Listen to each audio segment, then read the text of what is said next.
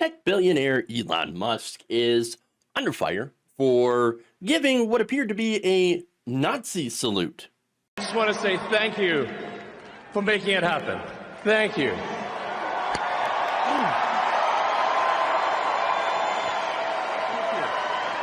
My heart goes out to you.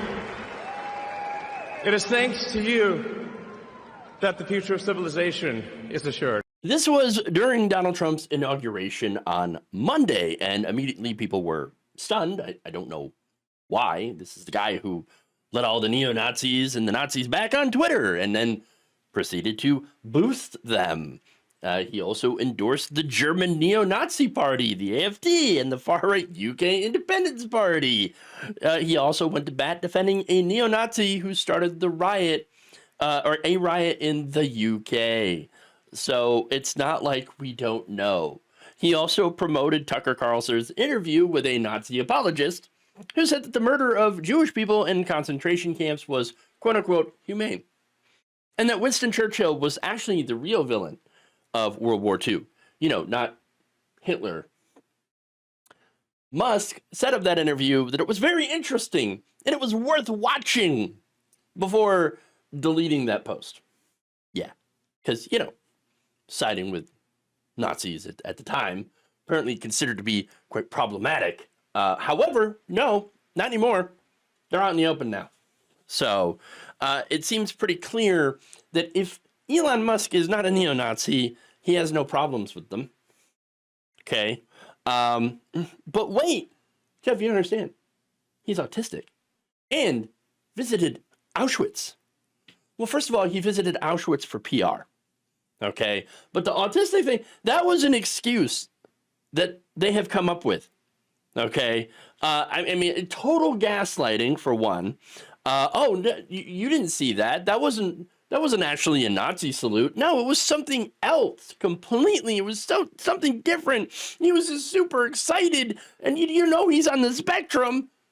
Being in the spectrum does not make you do Nazi salutes and support neo-Nazis. Okay, I know plenty of people who are on the spectrum, and ain't any of them Nazis. Okay, however, I could have believed that maybe he was excited and socially awkward, right? If it weren't for all the other crap that I had already mentioned, and of course doing it twice. Come on. Now that said, the Anti-Defamation League, they came out with a real gem of a post. This is a delicate moment. It's a new day, and yet so many are on edge. Our politics are inflamed, and social media only adds to the anxiety. It seems that Elon Musk made an awkward gesture in a moment of enthusiasm. Not a Nazi salute, but again, we appreciate that people are on edge. In this moment, all sides should give one another a bit of grace, perhaps even the benefit of the doubt, and take a breath. This is a new beginning. Let's hope for healing and work toward unity in the months and years ahead. This is the organization that claims to be fighting against anti-Semitism, but in reality, the only thing that they're fighting against is any legitimate criticism of the right-wing government of Israel. I mean, if you wear a keffiyeh, okay, and say Free Palestine, or peacefully protest on a college campus against the indiscriminate bombing of hospitals and schools in Gaza, then the ADL would be like, you are an anti-Semite, you are a Nazi. What a terrible person you are. Do literal Nazi salutes, and, oh, no, that was just an awkward gesture. You don't understand. The ADL is a joke of an organization that I used to think was doing good work, that I used to think was actually fighting against, anti-Semitism, of which there is a lot of. But has taken root in the far right and now has been mainstreamed into the Republican Party. But now, the ADL's like, no, hear no evil, see no evil. Okay, except on the left. Well, they got a real anti-Semitism problem on the left. Those Jewish protesters, yes, Jewish-led protests at college campuses against the support of the Israeli government. Insane. What a joke. Others have said, oh, no, it's a Roman salute. Roman salute. Really. By the way, you know, that whole salute started actually by the fascists in Italy under Benito Mussolini before it was adopted by Hitler and the Nazi Party. So, yeah. But a Roman salute, though. It's a Roman salute. Or, it's just an awkward hand gesture. This is according to the New York Times to show you how much mainstream media has absolutely failed us. All right. NBC News said he's forcefully touched his heart before raising his hand and saluting supporters. And then, of course, the Washington Post, the Associated Press, CNN, LA Times, ABC, CBS had no mention of it.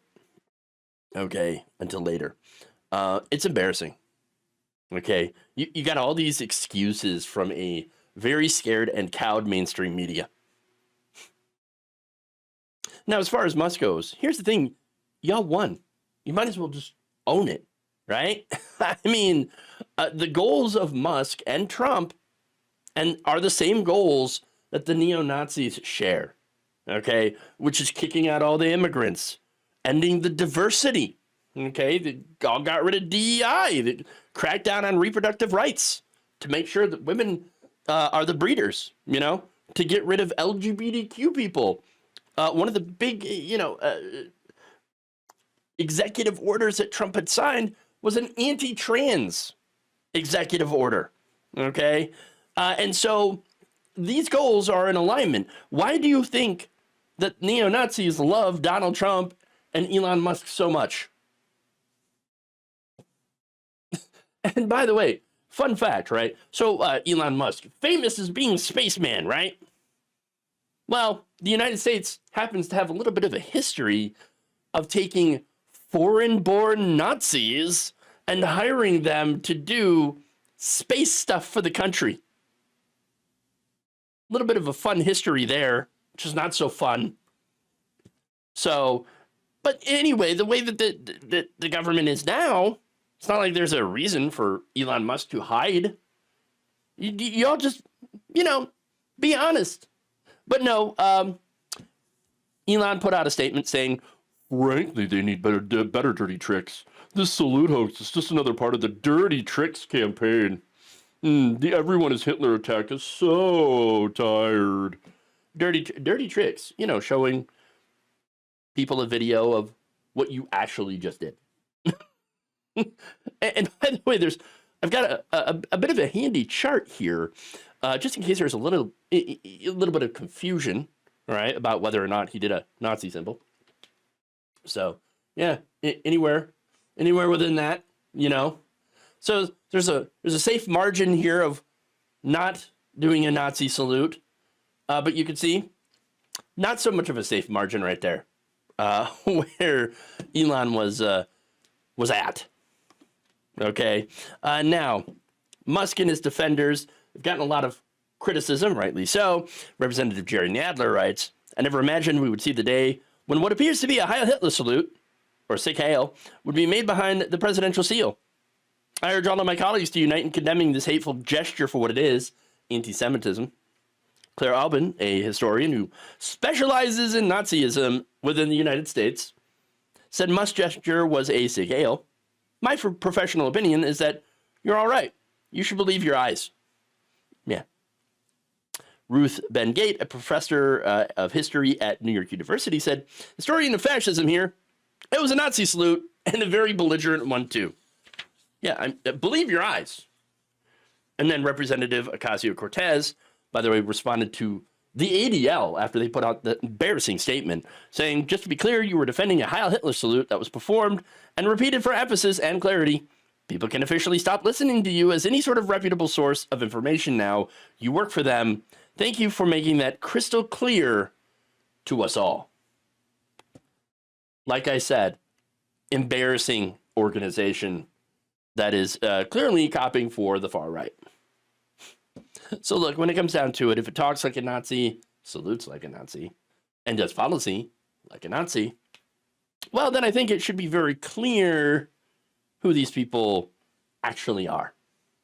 In his first day back in office, President Donald Trump wasted no time in issuing a blanket pardon on nearly all of the January 6th defendants, basically sending the message, hey, if you do an insurrection, I mean, for me, you will be rewarded.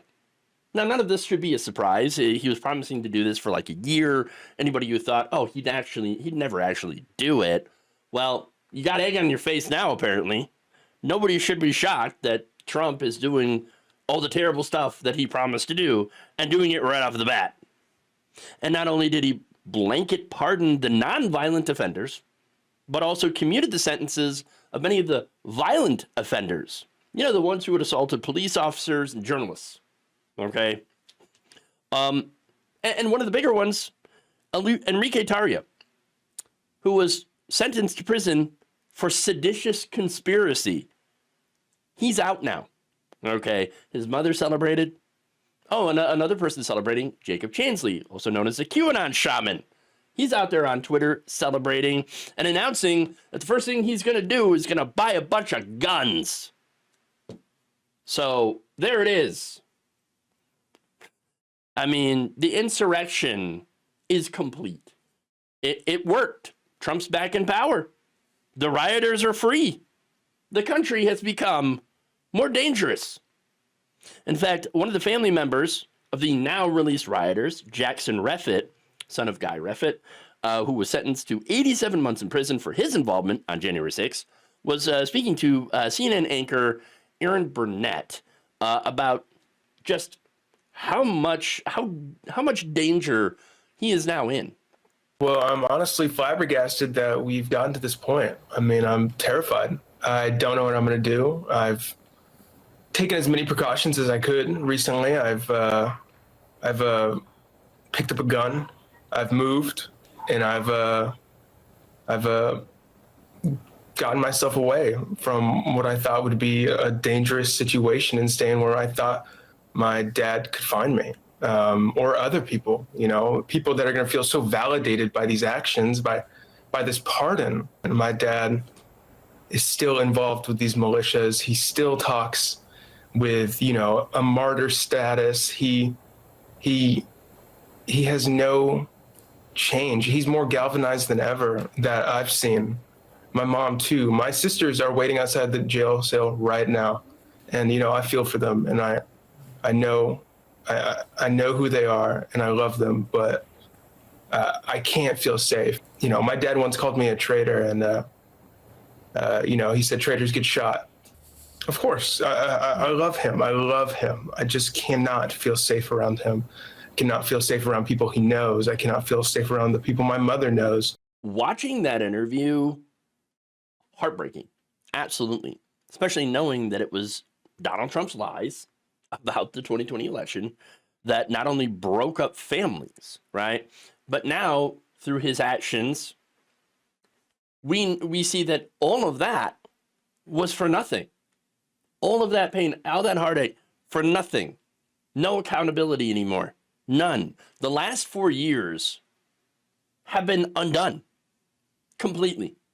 And so that's the reality that we are facing now. Okay. And by the way, there's more reactions here. Stephen Hayes writes, an utter disgrace, a sad and shameful moment for our country.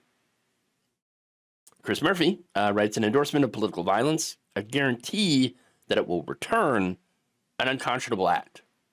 Oh yeah. Oh, absolutely. When you don't have any, repercussions for your actions, and actually you get a pardon, you are saying, this is okay, actually. Do more violence in my name, please. Okay, that's what they're saying. Jade Nordlinger writes, for 3 or 4 days, Republicans, by and large, were ashamed of January 6th.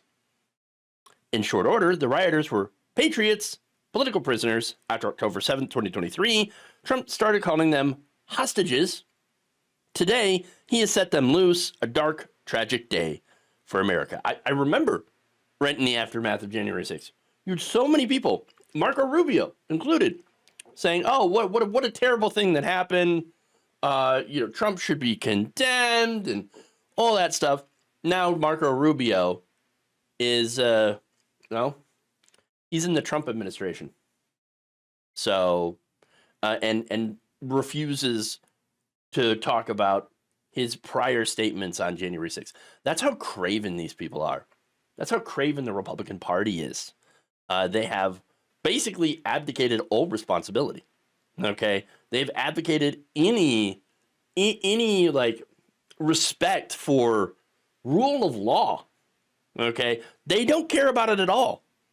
Now it is all about their own political power. It is disgusting.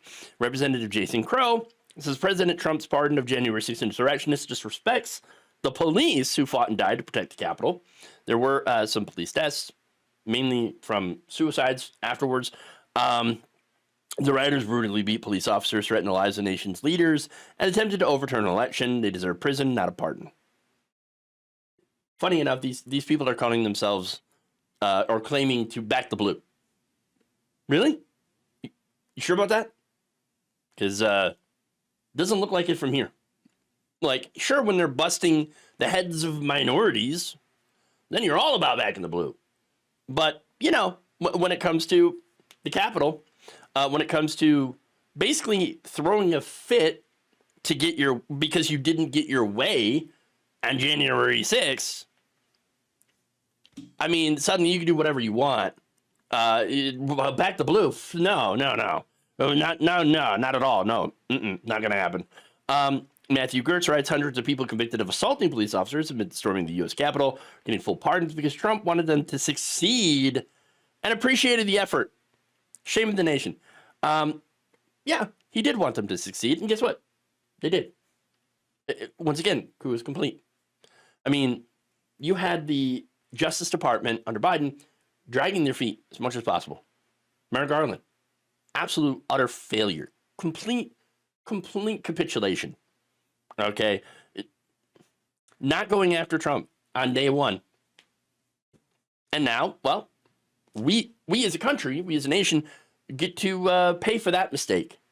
Okay, so one of the reasons that I said Biden is not, he's not the guy, and I was saying it before, obviously during the primary, you know, before January 6th, I was saying Biden is not strong enough to compete against Donald Trump, to undo what has been done in our country from Donald Trump, to actually fix this nation to where, you know, Trump would not win an election again.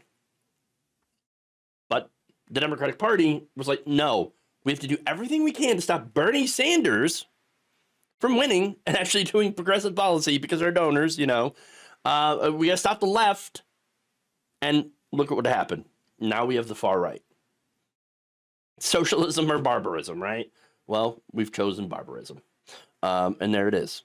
And so there's more. Barb McQuaid writes, Trump's pardon of January 6th attackers corrupts the rule of law and rewrites history.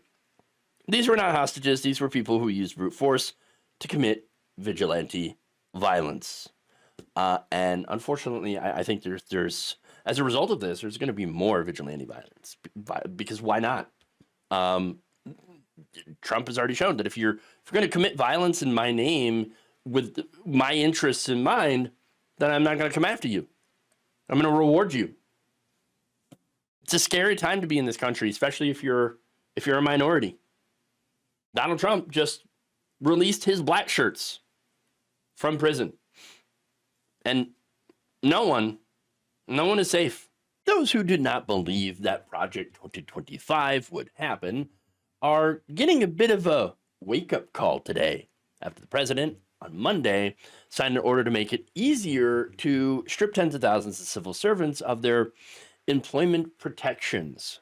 So this new category of civil servants called Schedule F would apply to federal employees who help make policy at different agencies. Some employers can be hired and fired at the direction now of the executive branch, or at least when these changes come through.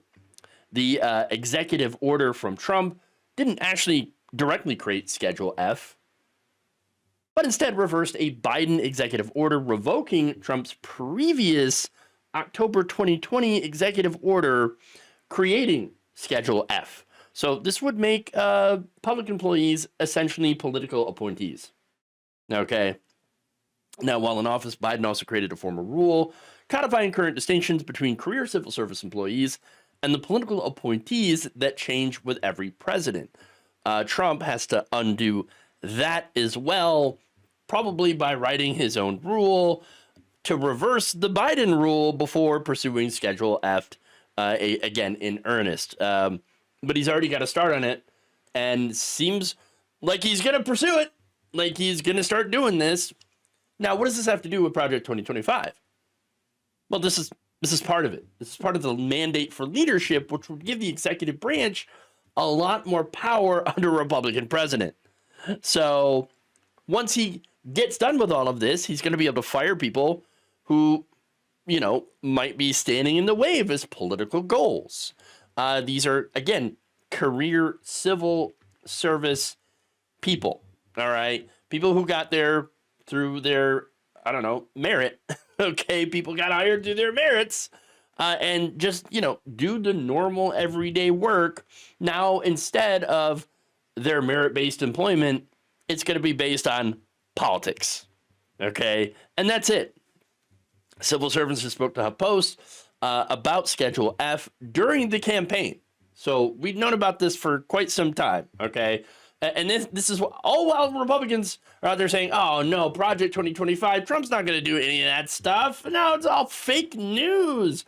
You even had some supposedly progressive people out there saying, don't believe in your, in what you hear about Project 2025. He's not going to do it. He says he's not going to do it. And I believe him.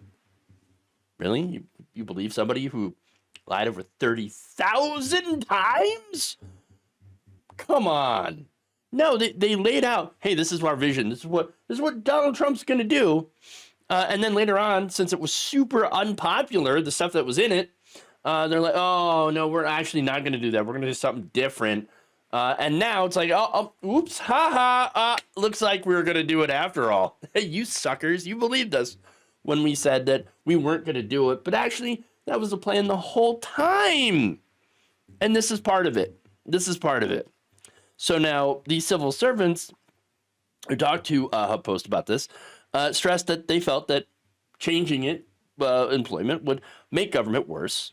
The knowledge that their livelihoods could be the subject of political decisions would lead to slower, less efficient government as they judge their day-to-day work, both on its own merits and on its political implications. So now you're turning regular government employees at agencies into basically people that are subject to political whims, all right, to whoever's in charge. So the result is they're going to get to purge people who are politically, insufficiently loyal to the new regime. And then that has the effect of scaring everyone else who's left into now double checking everything they do to make sure it matches the political goals of the current people in charge. Now, it's also, as I mentioned, it's going to make the government much, much less efficient. Things are not going to get done, which is, by the way, either scenario, a purge and a replacement and then slowing down of government is going to be a win. All right. They're getting rid of the heretics. Okay. Or they're going to have the people that, slow it down because they're all worried about the politics of the situation, which gives them a perfect excuse to privatize these agencies and hand it over to their billionaire friends.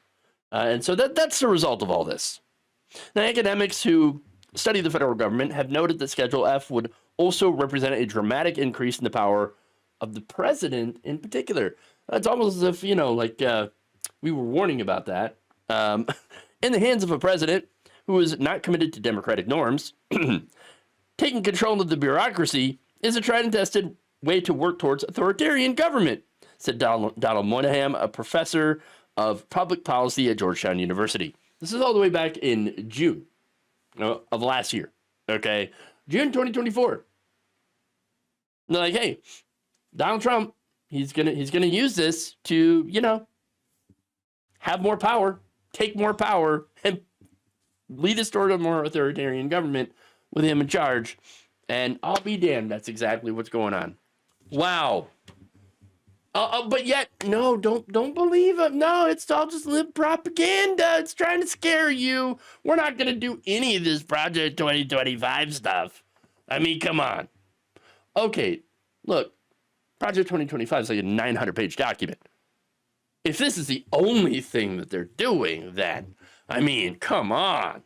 But wait, no, actually, one of the executive orders that Trump had signed on Monday actually declares an energy emergency in this country. Energy emergency? What?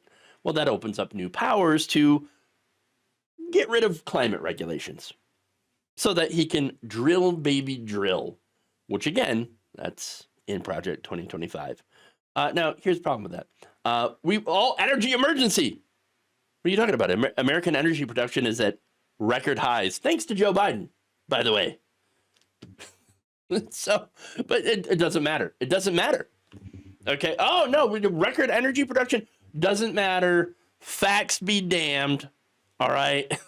Just forget about the evidence. No, we have an energy emergency because Joe Biden is killing oil and gas, even though we're at record oil production. It's his way of trying to kill anything related to, clean air.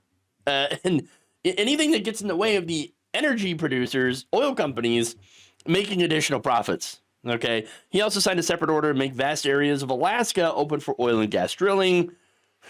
And of course, has renamed Mount Denali once again back to Mount McKinley.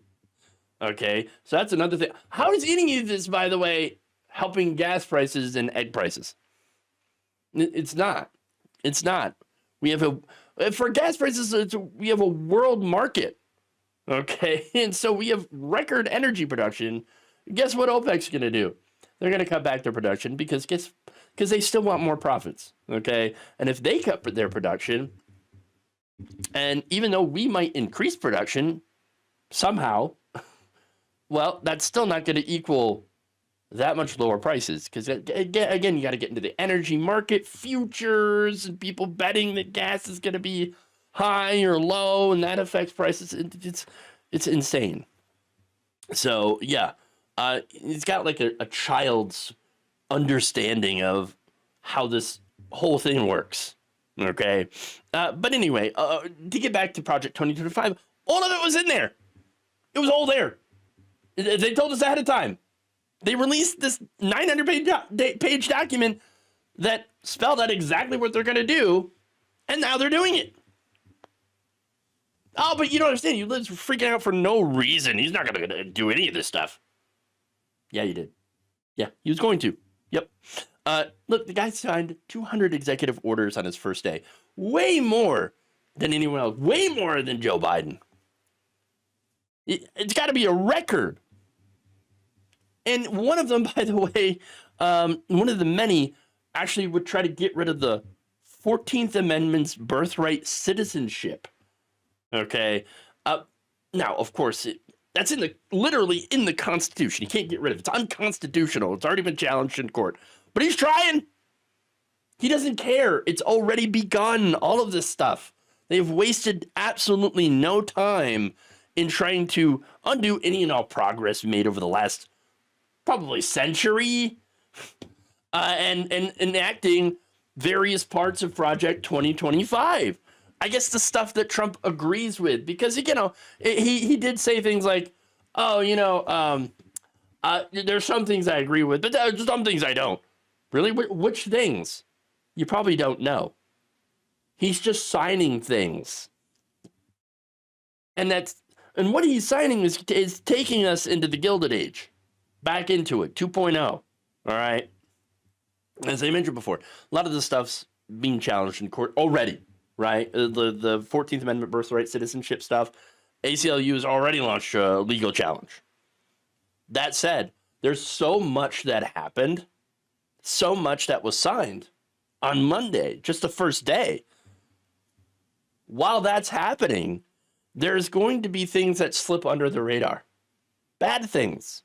And again, it's not because people aren't paying attention. It's because there's so much going on right now, and everyone's already exhausted.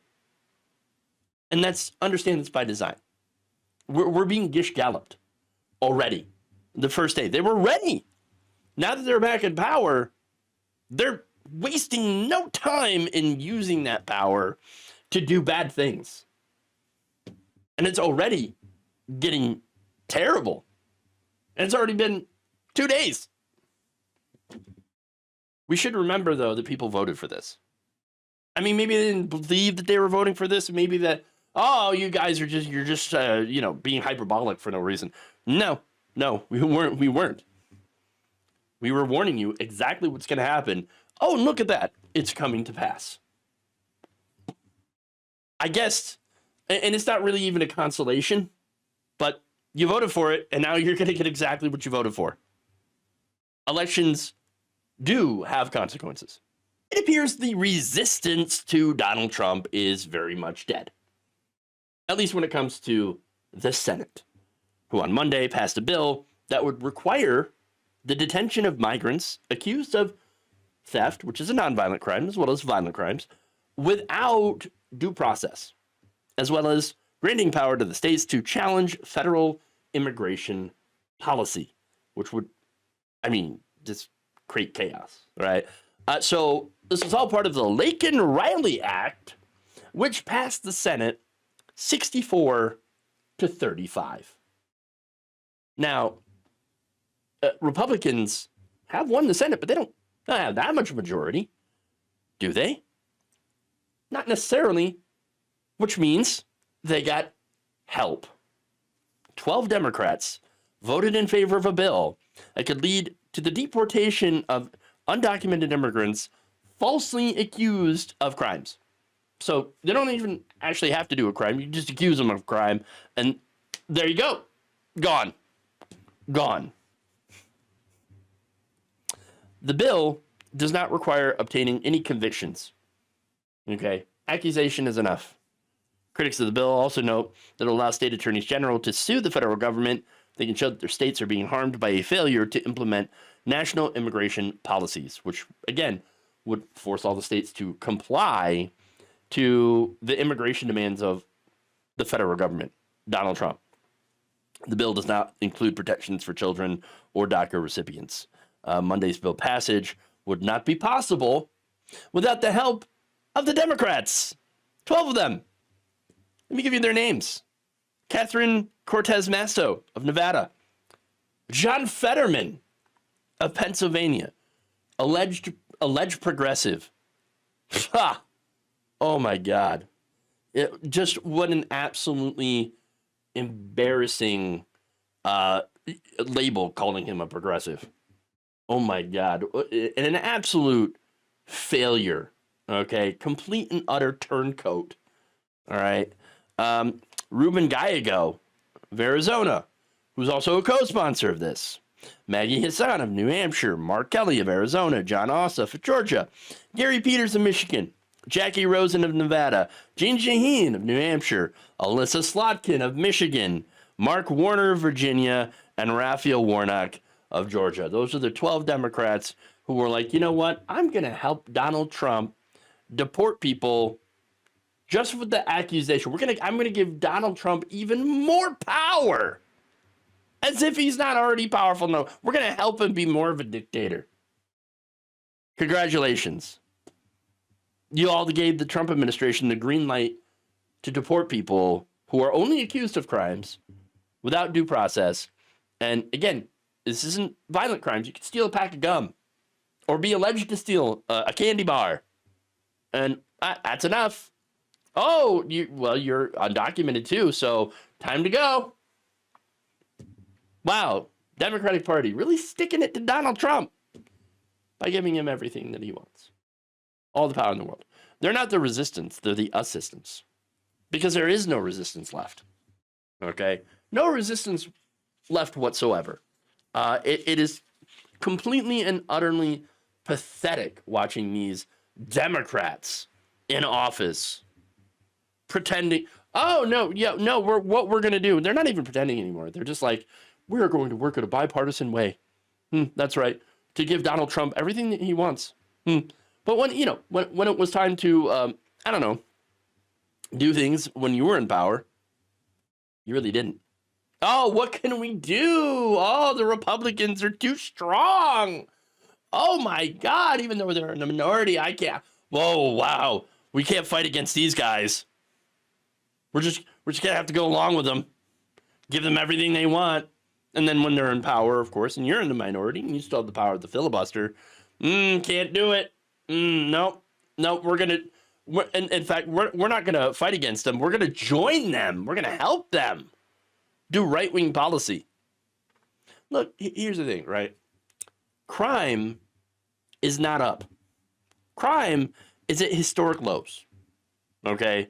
Despite the fact that there was a crime spike during COVID. All right? That did happen, and now it's way down.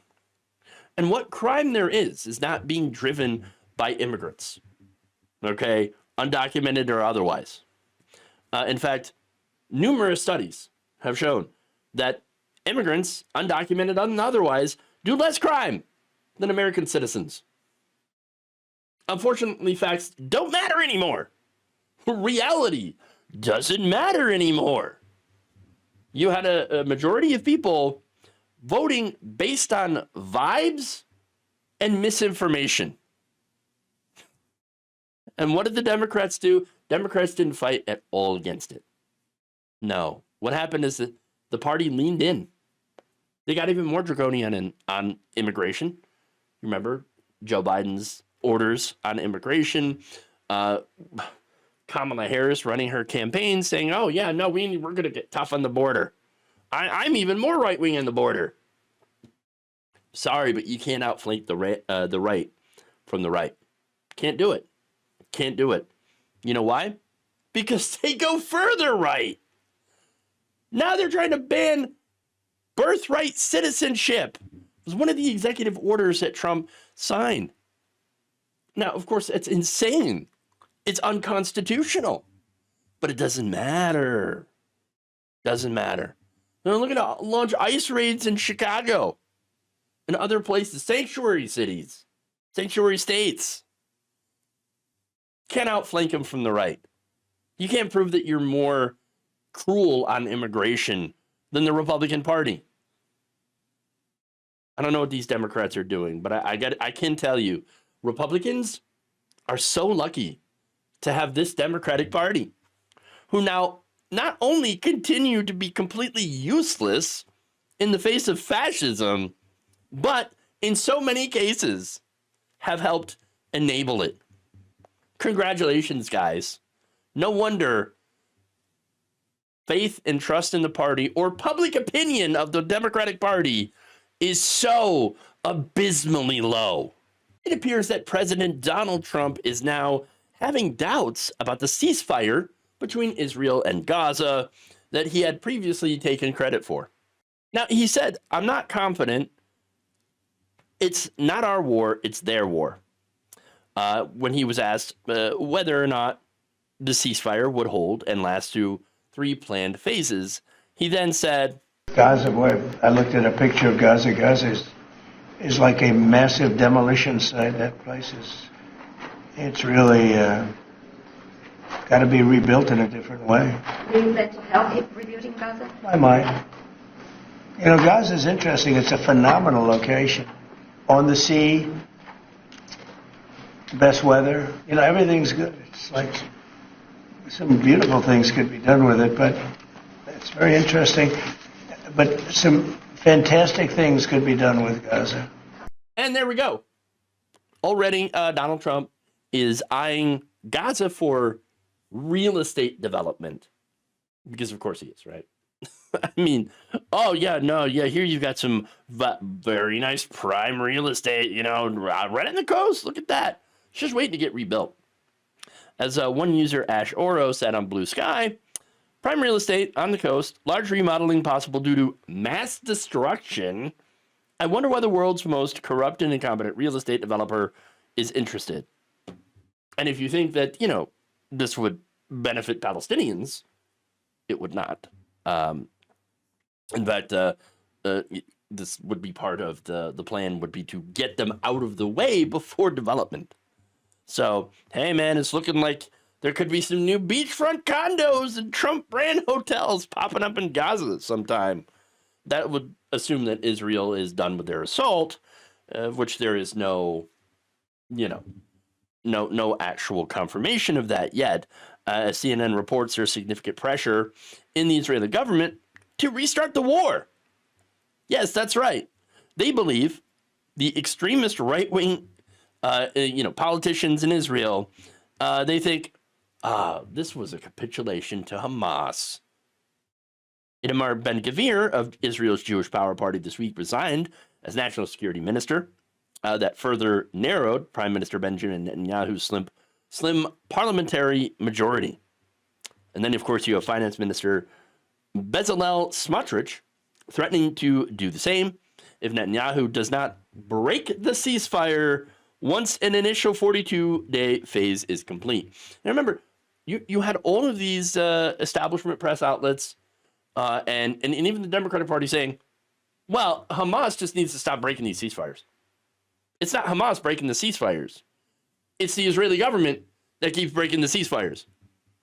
And here you had Smotrich saying, oh, yeah, no, unless you break the ceasefire and start attacking them again and murdering them, bombing them, then, I'm gonna make it so that you no longer have political power. And what do you think is going to happen in that case? What do you think Netanyahu's going to do?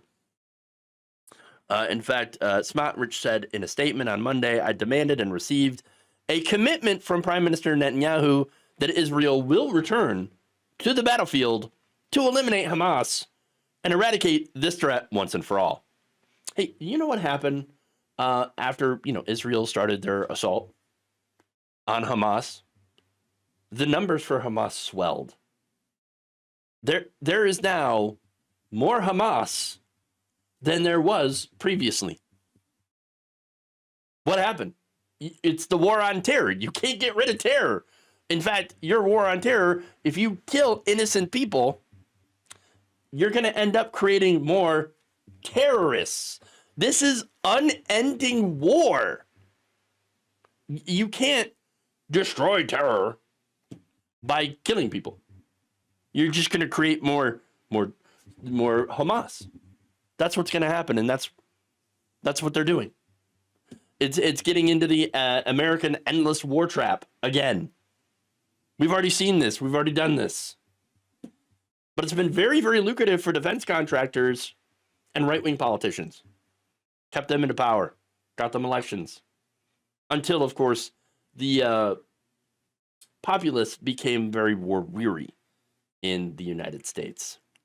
Now, that said, the future of the ceasefire is looking pretty bad, as is Trump's record of making deals and being anti-war. Because, again, he's like, oh, yeah, I made this deal. I'm an anti-war candidate.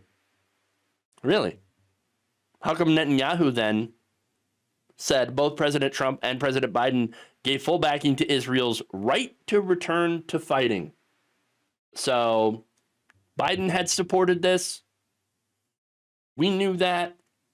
But now Trump was like, oh, yeah, no, you can go ahead, get right back to bombing them. And then when you do, maybe we can, build some hotels. Now, obviously, this is could have some negative effects on the negotiations on phase 2 of the deal, which are due to begin on February 4th. Phase 2, if it goes into effect, would see the complete withdrawal of the Israeli military from Gaza. But I don't see that happening, considering Trump's answer and his support for Israel in the first place. Among the executive orders Trump signed on Monday, there were rescinded sanctions for, they had rescinded sanctions that the Biden administration had against Israeli settlers responsible for deadly violence in the West Bank. So it's going to increase the violence in the West Bank, not even in Gaza. So that's going to continue. I mean, it should have been obvious that this is the direction that they were going to go. Remember, Trump's son-in-law, Jared Kushner, said all the way back in February of 2024 that the waterfront property in Gaza was very valuable and suggested that Israel should move the Palestinians out of Gaza and clean it up. Well, there's a phrase for that. It's called ethnic cleansing. And what a surprise, Donald Trump's echoing that same language without the get rid of the Palestinians part. But, oh boy, we should rebuild it better. Rebuild it in a different way. You know, without those Palestinians, those filthy Palestinians that are just ruining the whole area and preventing us from actually building it up with condos and hotels that I'm going to make a ton of money on. If you thought that Trump was anti-war, anti-genocide, and would help the Palestinian people, you were wrong. And now things are probably about to get much worse than they were before. Thank you for watching. If you enjoyed this video, please like, share, subscribe, hit the bell icon in order to get notified whenever a new video is released. And if you want to support independent, progressive media through this difficult time where it seems like everybody is shutting down, you can become a member on our YouTube page, you can become a subscriber on Facebook, or you can go to my Patreon. It's patreon.com/Jeff Waldorf. Thank you.